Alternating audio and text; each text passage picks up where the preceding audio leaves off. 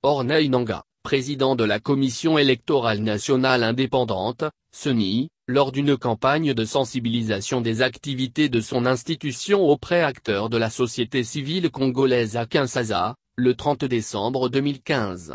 Radio Okapi/PH. John Bompango. Le président de la commission électorale, CENI, en République démocratique du Congo a annoncé mardi que sans utilisation de machines à voter contestées, il ne serait pas possible d'organiser comme prévu la présidentielle censée élire le successeur du président Joseph Kabila le 23 décembre. Sans machine à voter, il n'y aura pas d'élection le 23 décembre 2018, a déclaré à la AFP Corneille Nangaa, interrogé sur la position des États-Unis qui se sont opposés à l'utilisation d'un système électronique et de vote. Les élections du 23 décembre 2018 se feront avec la machine à voter, a-t-il dit au téléphone depuis New York. Lundi, les États-Unis ont affirmé leur opposition à un système électronique de vote pour la triple élection du 23 décembre, alors que 7 membres du Conseil de sécurité pressaient le président Kabila d'annoncer qu'il ne serait pas candidat à la présidentielle. Nous sommes très préoccupés de voir l'insistance, en RDC, à vouloir utiliser un système électronique de vote pour les scrutins présidentiels, législatifs et provinciaux de décembre, avait lancé l'ambassadrice américaine à l'ONU, Nikki Haley. Un tel recours représente un risque colossal et les États-Unis souhaitent le recours à des bulletins papier pour qu'il n'y ait pas de doute sur le résultat.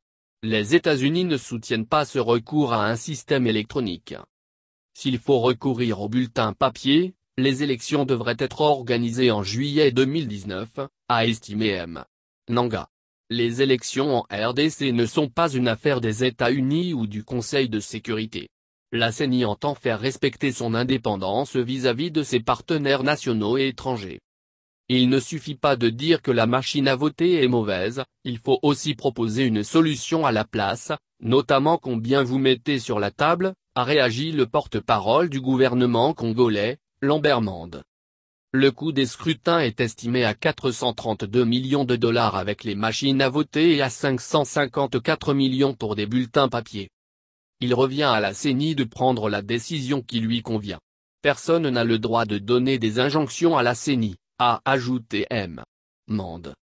La RDC est minée par une crise aggravée par le maintien au pouvoir du président Kabila dont le second mandat a pris fin le 20 décembre 2016. Kinshasa a justifié la non-tenue d'élections fin 2016 par des problèmes de sécurité. Un scrutin avait été prévu fin décembre 2017, avant d'être reporté au 23 décembre 2018. Le climat est très tendu, l'opposition rejette tout recours à la machine à voter et accuse M.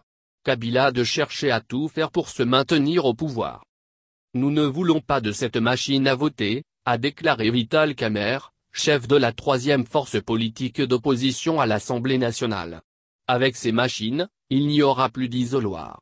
Lorsque les électeurs vont choisir leur candidat sur cette machine à voter, tout se fera sous la pression des militaires, des policiers et des agents des services des renseignements puisqu'ils assisteront à l'opération.